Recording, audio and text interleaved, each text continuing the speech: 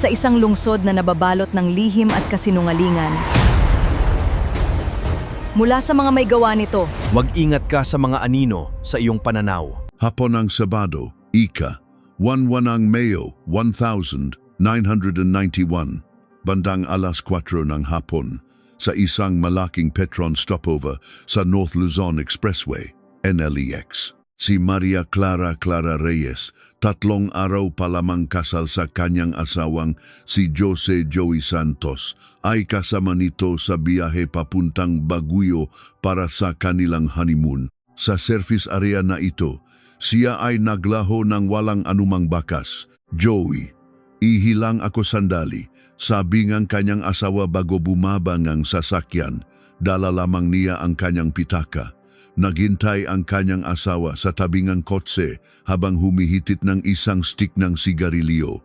Lumipas ang 10 minuto, 20 minuto, 30 minuto, ngunit hindi na bumalik si Clara. Ngunit ang nakapagtataka, sa kabila ng pagiging isang malaki at mataong service area, walang sinuman ang nakakaalala sa kanya at mas lalong kakatwa dahil ito ay panahon bago pa man makaroon ng mga CCTV kamera. Walang kahit anong paraan para makita ang kanyang huling mga sandali. At ang pinaka-nakakagulat sa lahat ay ang katotohanan. Ang kanyang pitaka ay natagpuan lamang makalipas ang 10 taon. Sino ang dumukot sa kanya? Bakit naiwan ang pitaka? At saan ito naktago sa loob ng 10 taon? Noong Setyembre 2001, sa gitna ng demolition para sa renovasyon ng luma ng service area, isang maalikabok na pitaka ang natakpuan sa isang siwang sa likod ng isang locker. Ang ebidensyang ito na muling lumitaw pagkatapos ng isang dekada ang magbubunyak sa nakakagimbal na katotohanan sa likod ng kanyang pagkawala. Siya pala ay nasa pinakamalapit na lugar lamang. Bago simulan ang kwento, mangyaring mag-subscribe at i-like ang channel. Ito ay magiging malaking tulong upang muling may lahat ang mahindi na lutas na kaso. Simulan na natin ang case file ng Silid rekord ng kaso. Ika, 11 ng Mayo 1991, Sabado, isang maraw na taksibol, bandang 3:45 gram hapon, umalis ang mag-asawang Joey at Clara mula sa kanilang tahanan sa Quezon City patungong Baguio para sa kanilang honeymoon. 3 araw pa lamang ang nakalipas mula nang sila ay ikasal. Minamaneho ni Joey ang kanilang silver na 19,020 Toyota Corona. Si Clara naman ay nakasuot ng puting bestida at may hawat na brown leather handbag sa kanyang kandungan. Dahil weekend, siksikan ang mga sasakyan sa NEX. Mula sa radyo, tumutuktok ang awaiting kahit isang saklit ni Martin Nifira. Bandang alas 4 ng hapon, natana nila ang karatula ng isang malaking Petron stopover. Joey, parang gusto kong umihi. Sige, diyan tayo sa malaking stopover. Ang stopover na iyon noong 1991 ay isa sa pinakamalalaking pahingahan sa NLEX. Mayroon itong 2 palapak na gusali na may convenience store, kainan, souvenir shop at palikuran. Dahil weekend, puno ito ng mga tao. Alas 4:05 ng hapon, ipinarada ni Joey ang kotse. Bumaba si Clara. Babalik ako agad, ha? Kinuha niya ang kanyang pitaka mula sa handbag. Ang kanyang nga ID at iba pang gamit ay iniwan niya sa handbag sa loob ng kotse. Gusto mo ba ay ni merienda? Bibilihan kita. O sige, maghihintay ako dito habang naninigarilyo. Naglakad si Clara patungo sa gusaling service area. Ang kanyang puting bestida ay marahang hinahangin. Iyon ang huling pagkakataon na nakita ni Joey ang kanyang asawa. Si Joey ay nanatili sa tabing ng sasakyan at nanigarilyo. Isang ordinaryong hapon sa isang stopover.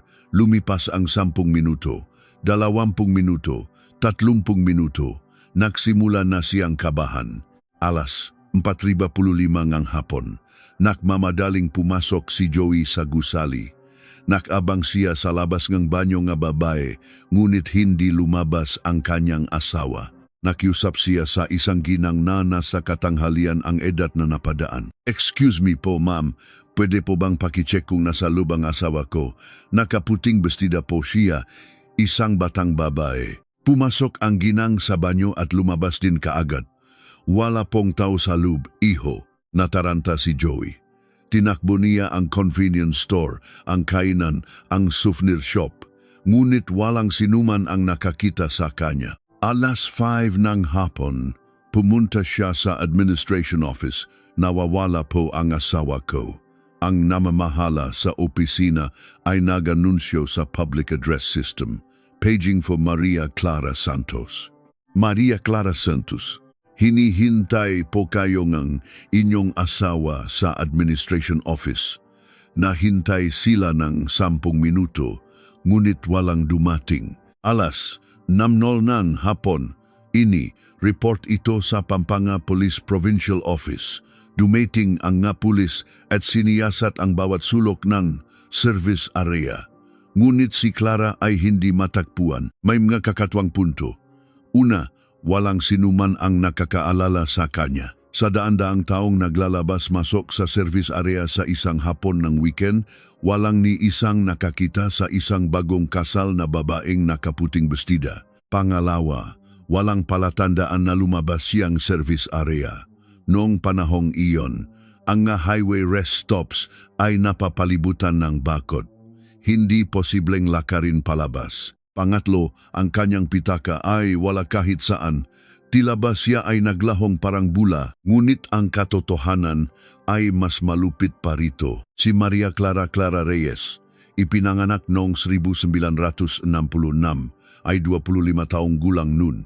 Taga-lungsod Quezon, nagtapos siya ng English Literature sa Universidad ng Pilipinas, UP, Diliman. Noong Pebrero 1990, nagsimula siyang magtrabaho sa Secretary's Office ng isang malaking korporasyon sa Makati. Ang kanyang sahod ay 5 patupawat buwan. Si Clara ay masayahin at bibo. Noong kolehiyo, aktibo siya sa teatro at marami siyang kaibigan. May taas siyang 53, payat ang pangangatawan at maikli ang buhok. Inaalala siyang kanyang makaibigan bilang isang mabait at tapat na tao. Ang kanyang asawa, si Jose Joey Santos, ipinanganak noong 1964, ay 27 taong gulang noon. Nagtapos siya ng arkitektura sa Ateneo de Manila University at nagtatrabaho sa isang medium-sized na construction company. Ang kanyang sahod ay 20 bawat buwan. Kilala siya bilang isang seryoso at mabait na tao.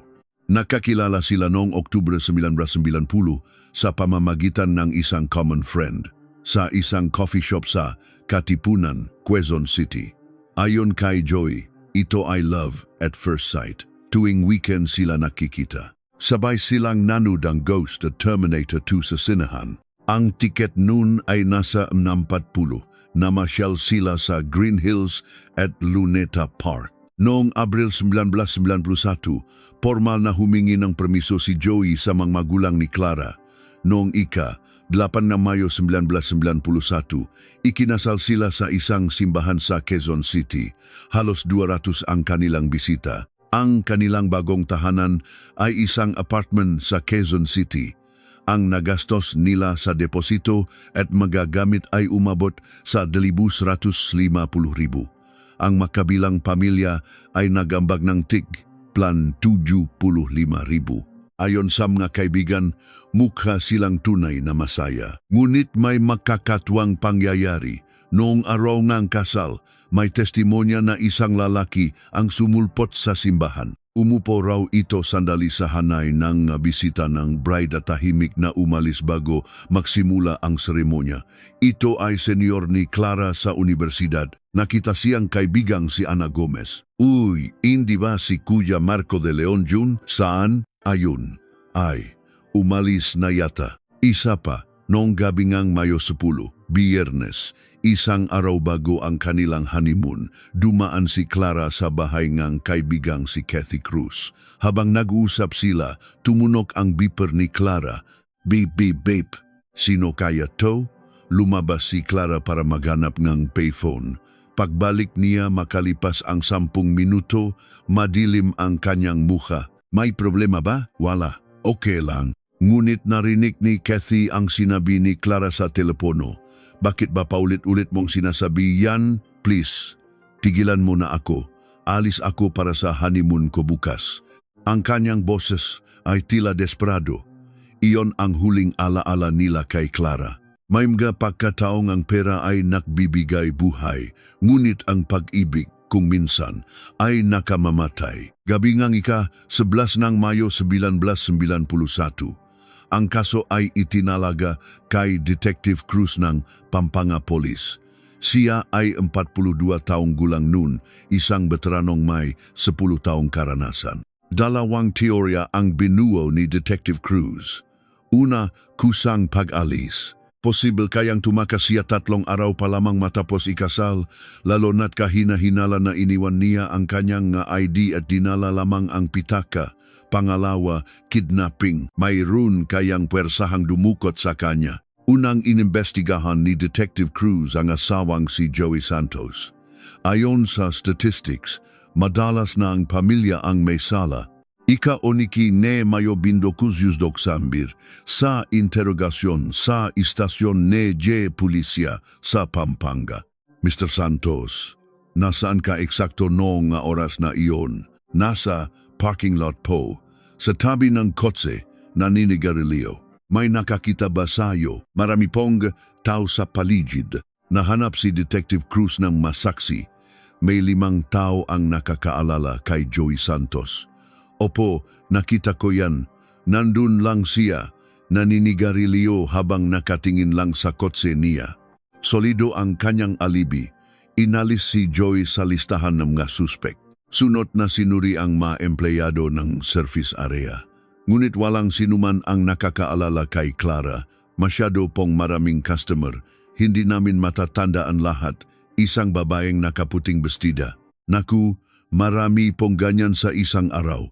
Kakatwa, sa isang siksikang hapon ng weekend, walang sinumang nakakita sa kanya. Ika-15 ng Mayo 1991, isang bagong teorya ang lumito. Isang serial kidnapper sa expressway.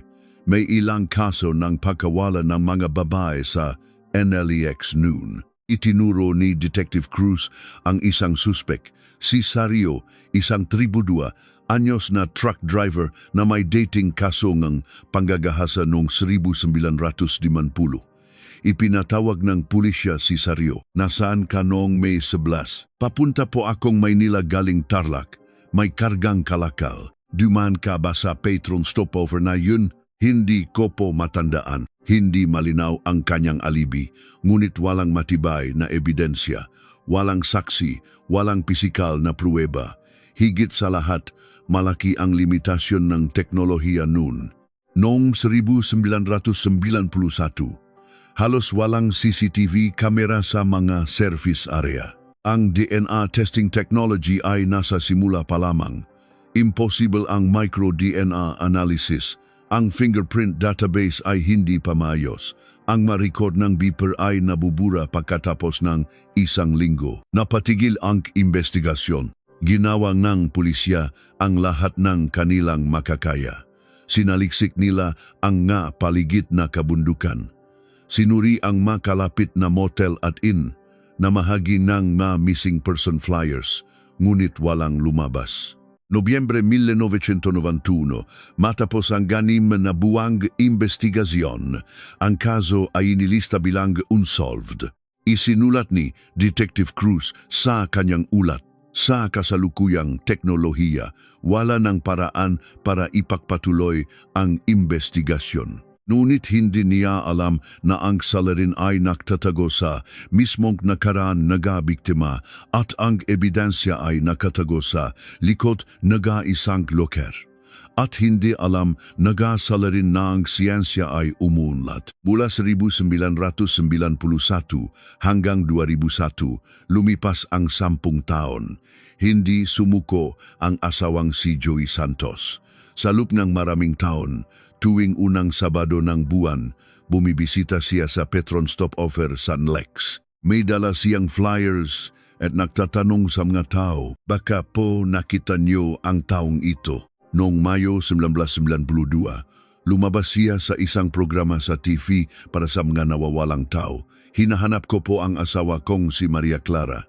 Pakiusap, sabihin niyo kung nasaan siya. May ilang impormasyong dumating, ngunit lahat ay tungkol sa ibang tao. Noong 1993, kumuha si Joey ng isang private investigator. Ang bayad ay 20,000, higit pa sa 3 buwan niyang sahot nun, ngunit walang natakpuang lead. Noong 1994, pinayuhan siyang kanyang nga magulang na mag-asawang muli. Joey, kalimutan mo na, kailangan mo ring mabuhay para sa sarili mo. Hindi po, babalik si Clara. Tinanggihan ni Joey ang muling pag-aasawa. Noong 1997, tumama ang matinding krisis sa ekonomiya, ASEAN Financial Crisis. Natanggal si Joey sa trabaho. Nakatanggap siya ng 150,000 na separation pay. Nahirapan siyang maghanap ng trabaho. Nagbuka si Joey ng isang maliit na karinderya, isang maliit na pwesto sa Quezon City. Nagtatrabaho siya hanggang alas 11 ng gabi araw-araw. Sa isang sulok ng kanyang tindahan, nakasabit ang larawan ni Clara. Noong 2000, pumasok ang mundo sa bagong milenyo. Si Joey ay 36 na taong gulang na. Noong Mayo 2001, lalong tumindi ang panggigipit ng kanyang magulang. Joey, tama na talaga. 10 taon na ang lumipas. Sa wakas, bumigay si Joey. Noong Setyembre 2001, pinakasalan niya si Mila, isang suki sa kanyang charinderiya na guro sa elementarya. Isang simpleng salu-salo lang ang ginawa nila kapalit ng kasal. Ngunit sa puso ni Joey, naroon pa rin ang kanyang unang asawa at sa mismong buwan na iyon, Setyembre 2001, isang kamanghamanghang bagay ang nangyari sa Petron Stopover sa NLEX. Nagsimula ang malawakang renovasyon ng luma ng gusali. 15 ng Setyembre 2001, habang nililipat ng mga trabahador ang malumang locker, naglilinis ang janitor na si Mang Ben. Grabe naman ang alikabok dito. Nang iusot niya ang locker palayo sa pader, lumitaw ang isang espasyo na 10 taon nang hindi nalilinis. Nakumpukan ang alikabok. Sinimulang walisin ni Mang Ben ang sahig at doon, sa isang makitit na siwang na halos 10 sentimetro sa pagitan ng pader at ng locker, may nakasiksik na isang bagay. Ano to? Inabot ni Mang Ben ang kanyang kamay at kinuha ito. Isang maalikabo na brown leather na pitaka. Binuksan niya ito. Walang pera, walang ID, ngunit may isang pirasong papel sa loob, isang suki card mula sa isang botika at doon nakasulat ang pangalan Maria Clara Reyes. Pumunta si Mang Ben sa administration office. Kinuhang manager na si G. Reyes ang pitaka at may naalala.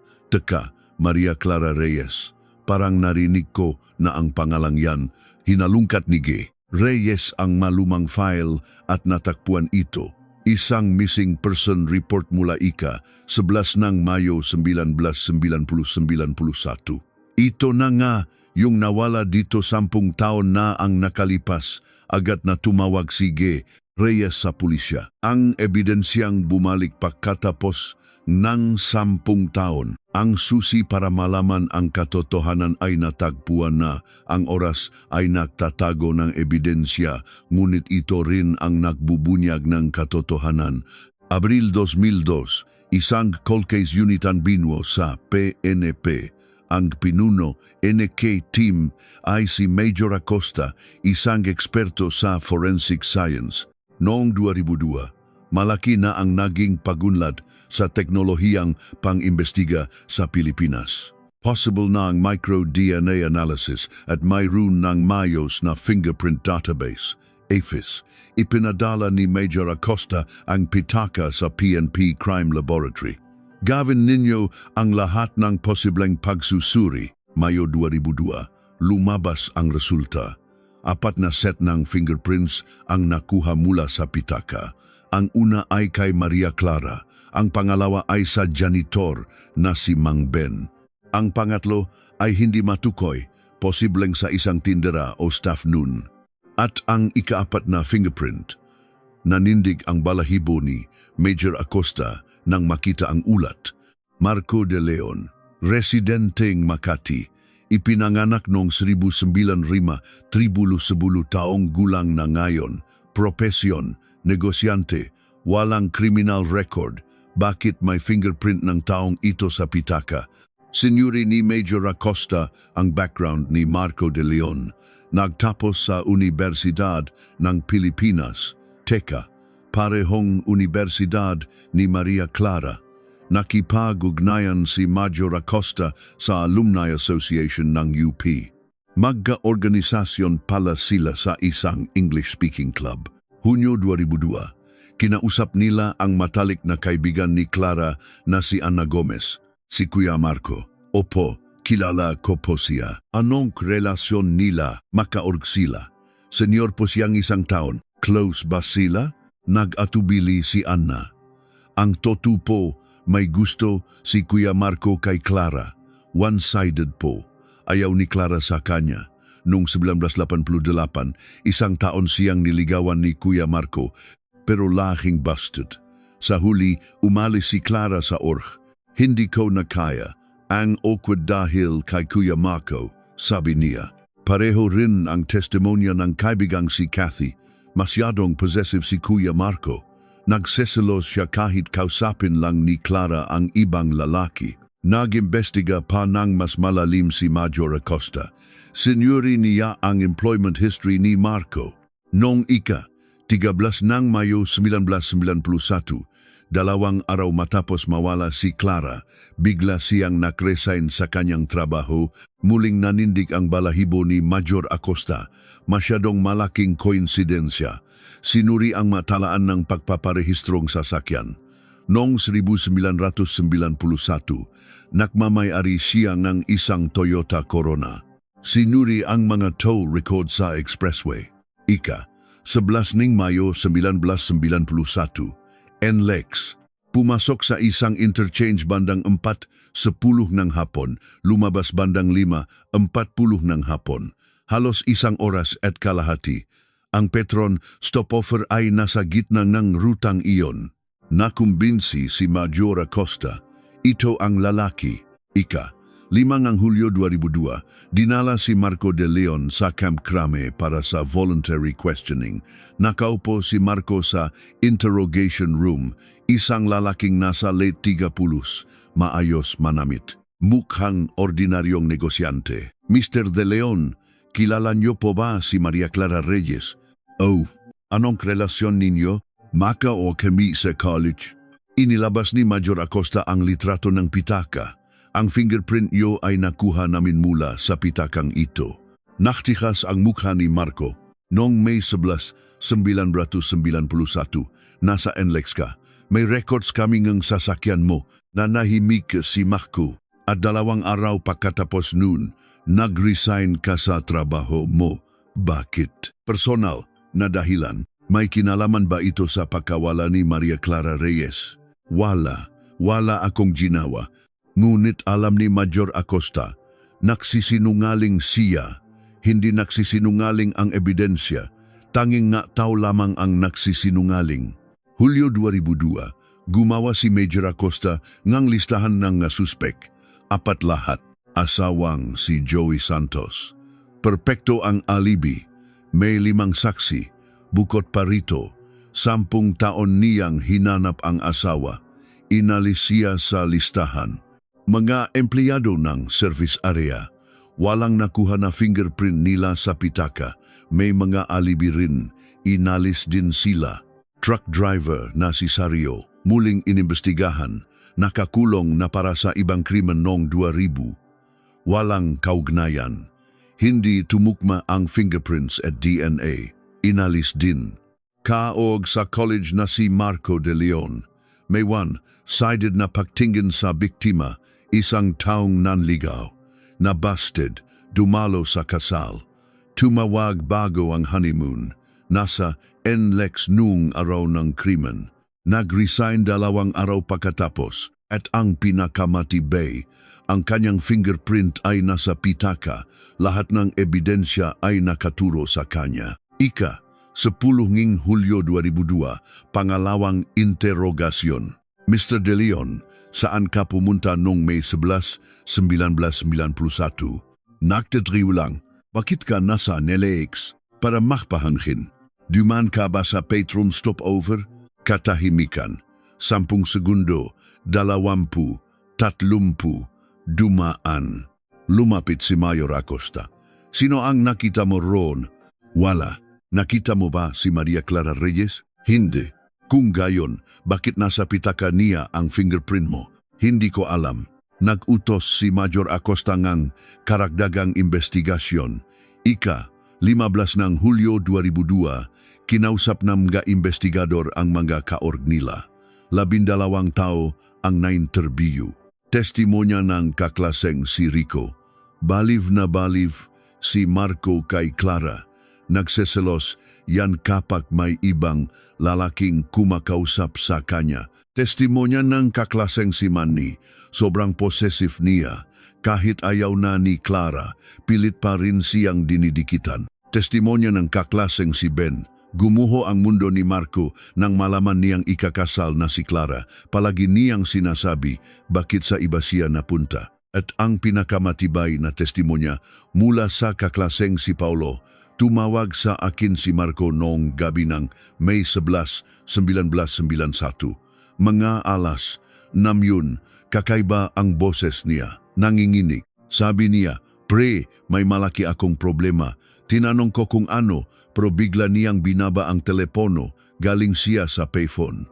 Rinig ko ang masasakyang dumadaan sa background. Kinventa ni Mayor Acosta. 4 nachmittags. Nangyari ang insidente. 5:40 nachmittags. Lumabas nen interchange. 6 nachmittags. Tumawag sa kaibigan. Lahat ay nagtutugma. 26 Hulyo 2002, ipinatawag muli si Marco, Mr. De Leon, noong gabing May 11, 1991, bandang alas 6, may tinawagan ka bang kaibigan? Namutla si Marco. May testimonya na sinabi mong may malaki kang problema. Anong problema yun? Hindi ko matandaan. Hinampas ni Major Acosta ang mesa. Mr. De Leon, mas malaking problema ang haharapin mo kung patuloy kang magsisinungaling. Nakita mo ba si Maria Clara o hindi? Nagsimulang umiyak si Marco. Ako.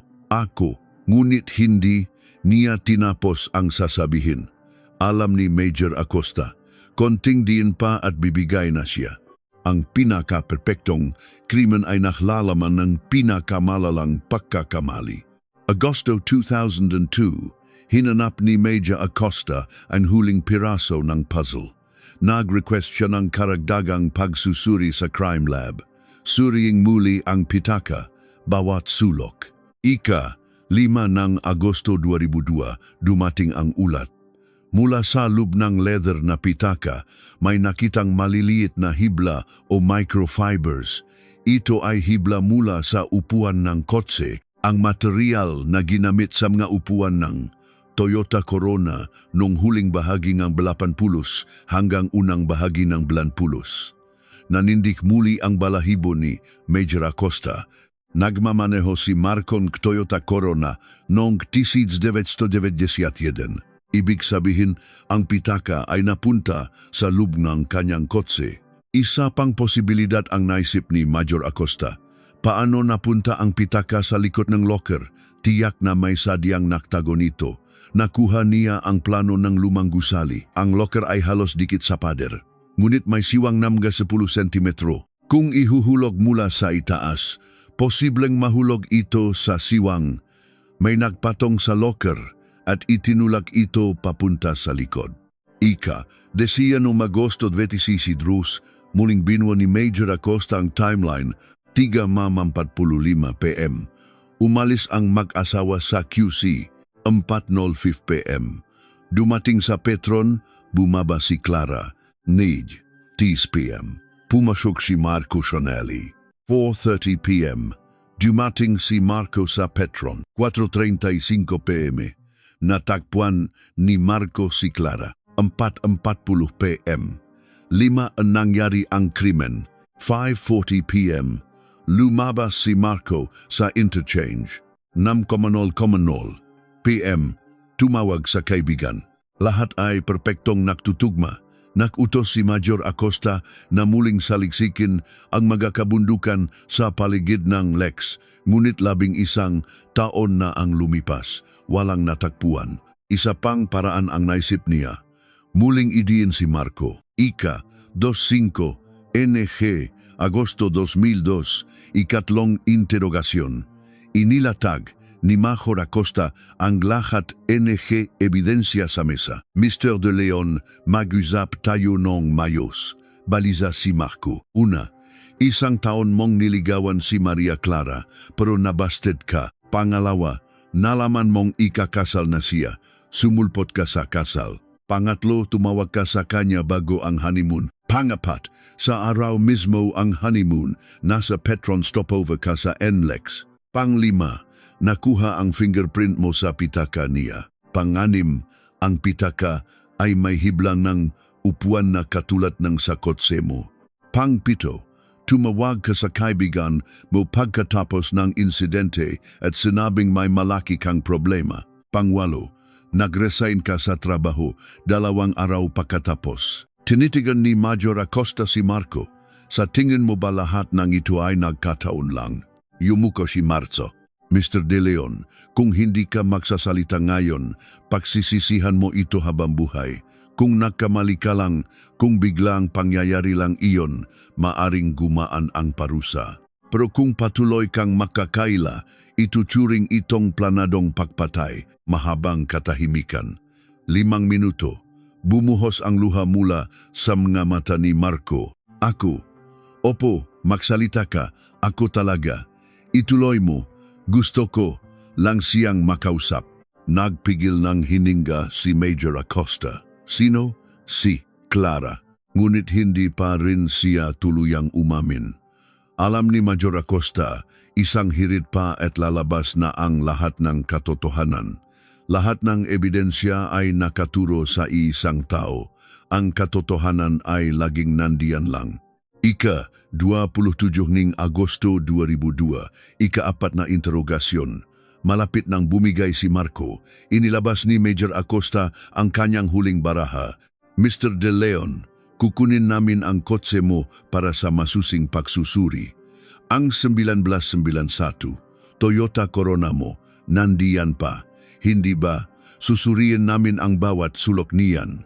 Kahit 11 taon na, kung may bakas, makikita namin. At hahaluhugin din namin ang bahay mo. May search warrant na kami. Magsisimula kami ngayong hapon. Sa sandaling iyon, tuluyang bumigay si Marco. Huwag po. Ako na ang magsasabi. Sasabihin ko na ang lahat. Lahat? Opo. Binuksan ni Major Acosta ang tape recorder. Simulan ang testimonya ng suspek na si Marco De Leon. Sa nanginginig na boses, nagsimula siyang magsalita. Noong Mayo 11, 1991, balisa si Marco buong umaga. Alam niyang aalis si Clara para sa honeymoon. Noong gabi bago iyon, sinubukan niyang makipakita sa huling pagkakataon pero tinanggihan siya. Kuya, tama na po, kasal na ako, pero hindi niya matanggap. 10 AM, nagabang siya sa labas ng apartment ng mag-asawa. 3:45 PM, lumabas ang mag-asawa sakay ng kotse. Sinundan sila ni Marco gamit ang kanyang puting Toyota Corona. Pumasok sila sa NLEX. 4:05 PM, nakita niyang pumasok ang kotse sa Petron stopover. Sumunod siya, nakita niyang bumaba si Clara, nakaputing bestida, dala lang ang pitaka. Ang asawa ay naninigarilyo sa tabi ng kotse. Huminga ng malalim si Marco. Ito na ang huling pagkakataon. Sinundan niya si Clara sa loob ng gusali. Nakpaikot-ikot siya malapit sa banyo. Pagkalipas ng 5 minuto, lumabas si Clara. Nilapitan niya ito. Clara. Nagulat si Clara. Kuya Marco, bakit ka nandito? Mag-usap tayo sandali. Kuya, nasa honeymoon po ako. Nakihintay ang asawa ko. 5 minuto lang please. Lumingon si Clara sa paligid. Maraming tao. Natakot siyang makita silang asawa niya. Sige, bilisan mo. Sa kotse tayo. Masyadong maingay dito. Nag-alinlangan si Clara pero ayaw niyang gumawa ng eksena. 5 minuto lang ha. Sumakay sila sa puting Toyota Corona ni Marco. Kuya, anong pag-uusapan natin? Pinaandar ni Marco ang makina. Kuya, anong ginagawa mo? Punta lang tayo sa tahimik na lugar. Hindi pwede. Nahihintay ang asawa ko. Pero umandar na ang sasakyan. Lumabas sila ng expressway at pumasok sa isang liblib na daan papasok sa isang bukirin. Kuya, itihil mo to. Uminto ang kotse sa isang tahimik na lugar sa ilalim NG Magapuno. Bakit hindi ako ang pinili mo, Clara? Ganon ba ako kasama? Hindi po sa ganon. Anong meron sa lalaking yon? Kuya, tama na po. Kailangan ko nang bumalik. Sinubukang buksan ni Clara ang pinto. Hinawakan ni Marco ang kanyang braso. Huwag kang umalis. Tayo na lang ulit. Kuya, magising ka nga. Kasal na ako. Makipag-iwalay ka. Ako ang pakasalan mo. Balif ka na. Bitawan mo ako. Sumigaw si Clara. Nawala sa sarili si Marco. Huwag kang sumigaw. Ang kanyang nga kamay ay pumunta sa lik ni Clara. Tumahimik ka. Makinig ka sa akin. Kuya, bitawan mo. Ngunit hindi tumigil si Marco. Humigpit ang hawak niya. Nanlaban si Clara, ngunit mas malakas siya. Unti-unting humina ang paggalaw ni Clara. 5 minuto, 10 minuto. Tumigil na siya sa paggalaw. Natauhan si Marco. Clara, walang reaksyon. Nagsimula siyang umiyak. Naintindihan niya ang kanyang nagawa. Umiyak siya sa loob ng kotse sa loob ng 30 minuto. Pagkatapos, nagpasya siya. Kailangang itago ang ebidensya. Inilipat niya ang bangkay sa trunk ng kotse. Nagmaneho siya papasok palalo sa liblib na lugar. Inilibing niya ang bangkay. Ginamit niya ang kanyang nga kamay para mahukay. Inabot siya ng 1 oras. Pagbalik niya sa kotse, may nakita siya. Ang pitaka ni Clara na iwan sa upuan ng pasahero. Nagpasya siyang bumalik sa service area. Bandang 5:30 ng hapon, dumating siya ulit sa Petron. Maingat siyang pumasok sa gusali. Nagpunta siya sa area ng convenience store. Tumingin-tingin sa paligid. Ipinatong niya ang pitaka sa ibabaw ng isang locker at itinulak ito papunta sa likod. Nahulog ang pitaka sa siwang sa pagitan ng pader at ng locker. Umalis siya sa service area. 5:40 p.m., lumabas siya ng interchange. 6 p.m., tumawag siya sa kaibigan mula sa isang payphone. Pre, may malaki akong problema.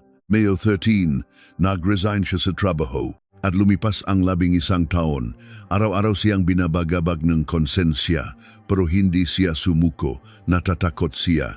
Katapusan ng testimonya. Natahimik ang interrogation room. Huminga ng malalim si Major Acosta. Saan mo inilibing ang bangkay? Sa isang bukirin malapit sa Pampanga. 11 taon na po, hindi ko na matandaan kung saan eksakto. 5 Setyembre 2002, dinalangang magapulis si Marco sa lugar. Nagsimula ang paghahanap. Makalipas ang 2 araw, may magabutong nahukay mula sa lupa. Kinumpirma ng DNA test na ito nga ay si Maria Clara Reyes. 20 Setyembre 2002, sinampahan ng kasong murder si Marco de Leon. Nagsimula ang paglilitis. Hiningi ngang prosekusyon ang parusang reclusion perpetua. Planado ngang akusado ang pekstalk sa biktima. Persahan siyang isinakay sa kotse at pinatay. Nagikontra ang depensa. Gusto lang gipoen ni akusado na makipag-usap. Ito ay isang biglang insidente. Naging mahigpit ang hukom, walang kapatawaran ang ginawa ng akusado. Dahil sa kanyang pansariling pagkahumaling, sinira niya ang buhay ng isang babae. 15 ng Pebrero 2003, final verdict. Ang akusadong si Marco de Leon ay hinahatulan ng parusang pagkakakulong ng 25 taon. Nasa korte ang Manaulila, umiyak ang asawang si Joey. Clara, patawarin mo ako. Hindi kita naprotektahan. Ang ina ni Clara ay halos himatayin. Yumuko si Marco, patawad po, patawarin niyo po ako. Dinala si Marco sa kulungan. Sa labas ng korte, nagsalita si Joey sa mga reporter. Nagpapasalamat ako na kahit ngayon lang nalaman ang katotohanan at natagpuan si Clara, bumagsak siya sa pag-iyak. Ang 11 taon ng paghihintay, ang 11 taon ng sakit ay nagwakas na. 11 taon. Ang panahong nahintay ang isang lalaki para sa kanyang asawa. 11 taon. Ang panahong nakabaon ang katotohanan sa ilalim ng lupa. 11 taon. Ang panahong namuhay ang isang salarin na may bigat sa konsensya. Si Marco de Leon, sinabi niyang mahal niya si Clara. Ngunit hindi iyon pag-ibig, kundi pagkahumaling. Isang pagnanasang magmay-ari. Isang baluktot na pagnanasa na kung hindi niya makukuha, walang sinuman ang makakakuha. Nais kong itanong sa inyo, nasaan ang linya sa pagitan ng pag-ibig at pagkahumaling? Gaano karaming karahasan ang nagagawa natin sa ngalan ng pag-ibig, ang damdaming para sa sariling kasiyahan at hindi sa kaligayahan ng iba? Ang pilit na hinihiling na hindi nirerespeto ang pagpili ng iba. Matatawag ba natin itong pag-ibig? Ang tunay na pag-ibig ay ang pagpapalaya sa taong mahal mo. Paano tayo dapat kumilos kapag tayo ay tinanggihan? Isang taong pilit na umasa si Marco at sa huli naging kriminal. Ang pagtanggi ay karapatan ng isang tao at dapat natin itong tanggapin. Sa sandaling hindi natin matanggap ang pagtanggi, nagsisimula ang pagkahumaling at nagsisimula ang karahasan. Huwag nating balewalain ang maliliit na senyales, ang dating kaorg na sumulpot sa kasal, ang hindi komportableng tawag bago ang honeymoon. Lahat ito ay mga babala. Kung may nakikita kayong ganitong senyales sa inyong paligid, huwag mag-atubiling humingi ng tulong. Kung ang isang dating kasintahan ay patuloy na nakikipag-ugnayan, lumalapit ng pilit sa kabila ng pagtanggi o gumagamit ng mapanirang salita, agad na ipagbigay alam sa pulisya at sa mga taong malapit sa inyo. Huwag kailanman makipagkita ng mag-isa. At tandaan, gaano man katagal ang lumipas, ang katotohanan ay laging lalabas. Tulad ng isang maalikabok na pitaka na nagbunyag sa katotohanan ng nakalipas na 11 taon. Umunlad ang siyensya at naiwan ang ebidensya. Ang imposible noong 1991 ay naging possible noong 2002 dahil sa pagunlad ng teknolohiya. Ang makasong hindi pa nalulutas ngayon ay maaring malutas balang araw. Samga salarin, nais kong sabihin, hindi kayo makakatakas. Ang katotohanan ay tiyak na lalabas. Si Maria Clara Reyes, namuhay ngang maikling 25 taon.